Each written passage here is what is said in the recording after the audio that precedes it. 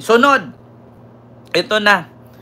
Bukod dyan mga kababayan na si Digong may habilin. Isinusulong ni na Senator Robin Hood Padilla, Senator Bongo at Senator Bato de la Rosa ay isang resolusyon para mapauwi si dating Pangulong Rodrigo Roa Duterte mula sa International Criminal Court. Ayon kay Senator Padilla, bukas siya sa iba pang mga... Ma'am Tess Marpel, may galab shoutout po sa iyo dyan, ma'am.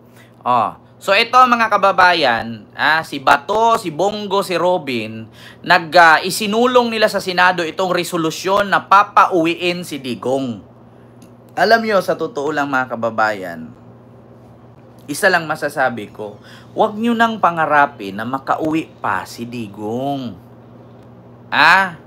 Huwag mo nang pangarapin, alam mo Gima Javier, sa totoo lang, instead na mag-comment ka dyan ng walang katuturan at nakikichismis ka lang sa live ko, at tupagin mo yung pamilya mo. Bakit? Pag umuwi yung asawa mo ngayon dyan na sabungero, lasinggero, babaero, at manyakis, pag bukas niya ngayon yan sa kaldero, walang laman, mablack-ayan ka. Diba? Pag na-black-ayan ka ngayon ng asawa mo, tatanungin ka ng asawa mo, Gima Javier, gutom ako. Nagtrabaho ako, ikaw dito, nasa bahay ka lang, kay putang ina mo kang iyut-iyutin lang kita gabi-gabi. Ako yung naghanap buhay, hindi ka pa nagsaing. Tapos sasabihin ng asawa mo, bakit? Walang sinaing. Kasi nanood ako sa vlog nito ni Kent, mas inuna ko yung vlog kaysa magsaing. Pag na-black-ayan ka ngayon, susumbong ka sa barangay. Tapos sasabihin mo dun sa barangay, ang sabihin ni chairman, maghiwalay kayo. Or wag po chairman, wala na akong makain nito. Kasi nga bakit palamunin lang ako, iniut-iut lang ako gabi-gabi niyan. Nagkamali lang kasi ako, inuna ko lang kasi magkichismis kaysa magsaing. Mabarangay pa kay dalawa. Unahin magsaing ka dyan, putang ina mo, didiis ka pa naman. Alam mo pa naman pag didiis, bobo. Magsaing ka kaysa unahin mo yung pakikichismis dito sa aking live. Diyos mo yung marimar. Hindi ako nangihinayang na may mga DDS na mawala dito sa aking view or mawala na manood sa aking live. Kasi bakit? Kahit naman pagmumurahin mo yan, hindi nakakaintindi yan. Bobo yan eh. Anak yan sila ni Digong pero hindi sila magkahawig ni Sarah. Yun. Continue. Na nais ding lumagda sa kanyang ihahaing resolusyon sa Senado. Dagdag ni Senator Padilla, hindi lang anya basta isang resolusyon ang kanyang isinusulong, kundi isang panawagan ng pagkakaisa, paggalang sa ating soberenya at hostisya para sa dating Pangulo. Alam nyo, sa totoo lang mga kababayan, itong panawagan ni Bato, ni Bongo at ni Robin Padilla, sa West Philippine Sea ninyo yan gawin. Yung paggalang, pagrespeto sa soberenya, walang kinalaman si Digong dyan. Sa West Philippine Sea nyo yan gawin. Kung ilang isla na ang nakupkup ng China, doon nyo gawin yan. Matutuwa pa kami. Pero yung sabihin mo, nanawagan kayo ng pagkakaisa para sa ating kapakanan at sa soberenya, hindi kami maniniwala dyan. Walang ikakayaman sa Pilipinas pag si Digong nakakalaya. Walang konektado sa bansa natin yan. Hindi ikakaunlad at ikakamura ng bilihin pag nakalaya si Digong or pauwiin nyo sa Pilipinas. Tinaguringan kayo o tinagurian kayong mga senador dyan sa Kongreso at parte kayo ng legislative, gumawa kayo ng batas para pauwiin nyo ang kriminal. Sayang lang ang pasahod ng gobyerno at ng mga tax ng Pilipino sa inyo. Gawa kayo ng batas na ikakatulong sa ating bansa. Unahin nyo yung West Philippine Sea. May pasubirinya pa kayong nalalaman? May pasubirinya pa kayong nalalaman? Kahit naman pauwiin yan si Digong, hindi ikakababa ng presyo ng bigas, gasolina at karnit, gulay yan.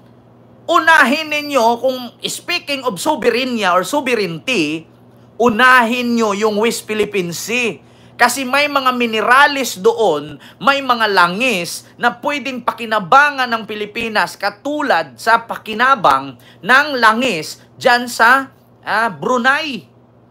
Yun dapat ang unahin ninyo. Di ba? May pasubirinya pa kayo. Ito, pakinggan nyo. Iba pang mga senador na nais ding lumagda sa kanyang ihahaing resolusyon sa Senado. Dagdag ni Senator Padilla, hindi lang anya basta isang resolusyon ang kanyang isinusulong, kundi isang panawagan ng pagkakaisa, paggalang sa ating soberenya. Panawagan ng pagkakaisa, paggalang sa ating soberenya. Wala kaming pakialam kay Duterte patungkol sa sovereignty. Bakit? Ni minsan sa Pilipinas, si Duterte lang ang bukod tanging Pilipino na nakagawa niyan. Once na makita ng taong bayan yung ginawa ni Digong, hindi na nila tutularan yan. Kaya yung batas na isinusulong ninyo, yung resolusyon na yan, wala nang susunod dyan. Kaya useless yan. Gumawa kayo ng batas na ikakatulong sa bansa at napapakinabangan ng lahat ng tao. Tinaguringan kayo mga senador, pero ang bubobo ninyo. Gasayang-sayang lang kayo ng budget sa Pilipinas. Gasayang-sayang lang ang gobyernong pasahod sa inyo. Nanawagan kayo pagkakaisa at pag-alang sa soberenya. Yung West Philippine Sea ang atupagin ninyo. Kasi lahat ng taong Pilipino, mula sa bata, matanda, bakla, tumboy, may ngipin o wala, mapapakinabangan yung resources doon pag nabawi ng Pilipinas yung kinukutkot ng China. Pero yung soberenya na sinasabi ninyo, hindi mapapakinabangan ng tao yan. Si Digong lang nakikinabang dyan. Kasi once na makita ng taong bayan yung ginawa ni Digong, wala nang gagaya dyan. Kita nyo naman sinapit ni Digong kung walang pera yan, walang pang-abogado yan. Di ba? Sinong tao makakagaya niyan? 600 million na ang binayad niya sa loob ng 3-4 na buwan sa abogado niya. 150 million a month. Diba? Kung wala kang ganyang kalaking pera, huwag kang gumayat, huwag kang gumawa ng extrajudicial killings or war on drugs. Diba? Tigilan nyo yan. Gumawa kayo ng resolusyon, isusulong ninyo, pamurahin nyo ang bigas. Na murahin nyo ang karne, murahin nyo ang isda, pamumurahin nyo ang gasolina, matutuwa pa ang taong bayan na may pakinabang kayo bilang mga senador. Pero yung gagawa kayo ng resolusyon at isusulong ninyo sa Senado na para pauwiin si Digong, papirmahin ninyo. Manawagan ng pagkakaisa at paggalang sa soberenya, walang saysayan. Si Digong lang makinabang yan. Oo, hindi lahat ng Pilipino makikinabang dyan. Kung di, mga politician lang na katulad kay Digong. Hindi ha? Ay, Diyos ko. Tigilan nyo yan. Aanihin namin yan. Pag nakauwi si Digong, hindi mumura ang bigas. Hindi mumura ang karne, hindi mumura ang isda, hindi mumura ang gasolina. Gumawa kayo ng batas na nakikinabangan, napapakinabangan ng taong bayan. Di ba? Gumawa kayo ng batas na ganon. Diyos mio, Marimar. Hindi kayo nagsenador. Yan ang mahirap sa inyo. Nanalo lang kayo dahil sa endorsement ni Digong eh. Tapos nung nanalo na, wala ng kwenta. Kaya nga naman kayo nanalo dyan kasi tinataas ni Digong yung kamay ninyo kasi ang akala ng taong bayan, magaling kayo. Biruin mo si Robin, naging #1 senador, kumanta lang doon sa West Philippine Sea ng lupang hinirang na bayang Magiliw, sabi ni Bato, naging #1 senador ka. Ngayon, naging #1 senador ka, anong nagawa mo sa bayan? Wala. Si Bato, wala rin. Si Bongo, wala rin. Kasi yung sinasabi niyang malasakit center, pera, tax ng tao yan, hindi niya pera galing sa bulsa niya. Nag-iikot-ikot sa buong bansa, magbibigay ng tulong, gamot-gamot. Pera ng tao yan, hindi niya pera yan. Ginagamit niya, biruin mo, araw-araw ka mag-ikot, mamigay ng gamot. Pera ng tax ng tao yan. Tapos sasabihin niya, malasakit ni Bongo. Kapal ng mukha. Malasakit ni Bongo, pera ni Bongo yan. Pera ng taong bayan yan, dapat maglagay ka lang ng center dyan. Hayaan mo na yung tao ang lalapit. Diba? Hindi yung mag-iikot-ikot ka at sabihin mo, kay Bongo, kay Bongo, kay Bongo. Katulad kay Sara, puna ng puna si Sara na bakit ang bigas pinangalanan ng Martin Romualdez. Sabi, ba't hindi mo nasita si Bongo? Na ultimo gamot, malasakit ni Bongo. Diba? Sita kayo ng sita nung namigay si Martin Romualdez ng bigas, sinulatan ng Romualdez Rice. Pero hindi nyo sinita si Bongo, malasakit center ni Bongo. Pera ng tao yan, hindi kay Bongo yan. Araw-araw si Bongo nangangampanya. Gamit yan.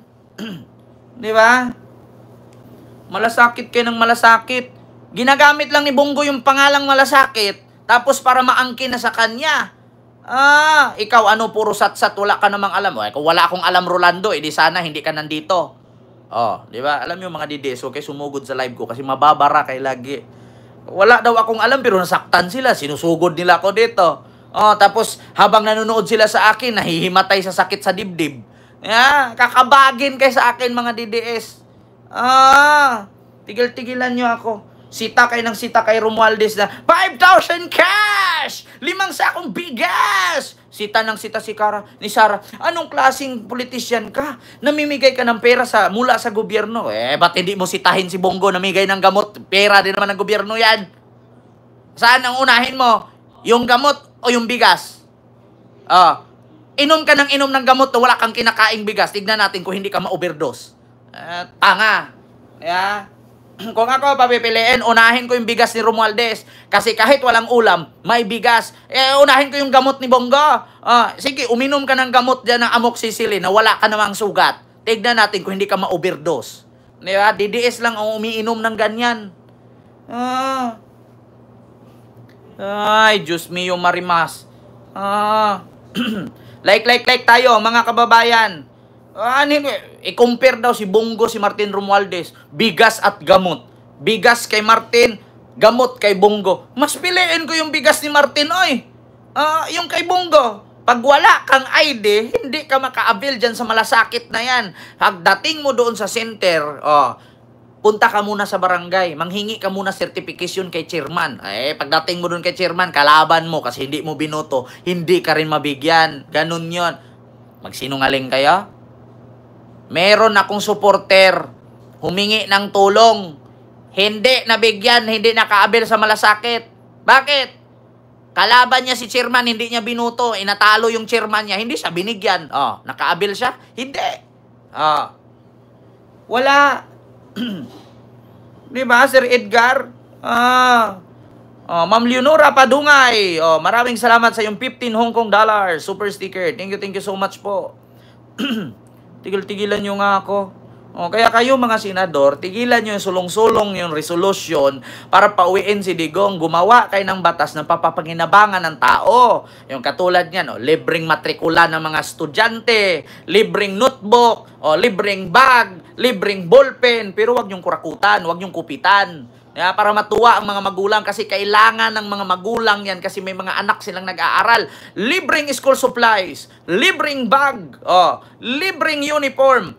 Di wala nang sagutin yung magulang. Ang sasagutin nila, tuition na lang at pamasahe. Kasi nakabili na ng netbook. Tapos sunod, pag nanalo ka sa sunod, libreng tablet, libreng laptop. Ganyan, kasi yan ang kailangan ng mga estudyante. Alam nyo, sa totoo lang, dito sa Pilipinas, ang number 1 na nagpapahirap sa pamilya, ay yung pag-aaral ng mga anak. Bakit? Instead na ibili ng bigas, binayad sa tuition, pinamasahe, pinapabaon, binili ng libro, binili ng computer, binili ng load. Instead na pambili ng bigas ng pamilya. Kaya kung ako magpolitisyan, unahin ko yung mga pangangailangan ng tao. Kasi yan yung kailangan ng mga magulang. Di ba? Instead, kaya naghirap ang mga magulang sa totoo lang dahil sa mga nagpapaaral sa anak. Kasi instead na ibili nila ng pagkain, doon napunta sa pag-aral. Totoo yan. Itong mga senador na to, si Bongo, si Bato, si Robin, mga wala kayong kwenta. Gagawa kayo ng resolusyon dyan at isusulong niya sa Senado para makauwi si Digong at sasabihin nyo, magkakaisa. At saka, respetuhin ang soberenya ng Pilipinas. May naisip pa kayong ganyan. Gumawa kayo ng batas na papakinabangan ng tao mula sa bata, matanda, girl, boy, bakla, tomboy, may ngipin man o wala. Resolusyon ng mga putang inang resolusyon na yan. Kadami-daming batas. Sa totoo mga kababayan, yung sabi ni Willie Rebillame, napakaraming batas na sa Pilipinas hindi napapakinabangan ng Pilipino. Ang iba't ibang batas, napakadami. Lahat ba ng batas na ginawa ng mga nakaraang senador napapakinabangan ba ng tao? Hindi. Gumawa kayo ng batas na unique, na napapakinabangan ng tao na maiwasan yung gastusin. Unahin ninyo school supplies, uniform, notebook, or scholarship. Yun yung unahin ninyo kasi yan yung pinaka number 1 na maghihirap ang pamilya dahil sa pagpapaaral sa anak. Pangalawa, pataasin nyo yung sahod, murahin nyo yung bilihin. Yeah. Pag tumaas ang sahod, walang problema ang pamilya. Yeah. Bawas-bawasan nyo rin yung pag-aanak ng marami. Ganun yon. Kasi yan yung number 1 na nagpapahirap sa mga Pilipino. Gastusin. Yeah. Putang ina, gagawa kayo, magiging senador kayo dyan. Wala naman kayo mga kwenta para lang kay Digong. Ano, nagsenador kayo para kay Digong? Sa taong bayan, nagsenador kayo para kay Digong. Hindi kayo senators for Filipino. You are senator for only one family. The Duterte. Yeah. Pag ako bumira, wag masaktan ha. Di ba? Huwag kayong masaktan sa sinasabi ko. Binuto kayo ng mga bubong DDS para maging senador kayo. Tapos, nagsenador kayo for only Duterte, not for the people. Huwag kayo mag-expect na manalo kayo sa sunod. Ito na, mga kababayan. Sunod na ating pag-uusapan. Ano nga ba yung sunod nating pag-uusapan? Ito na.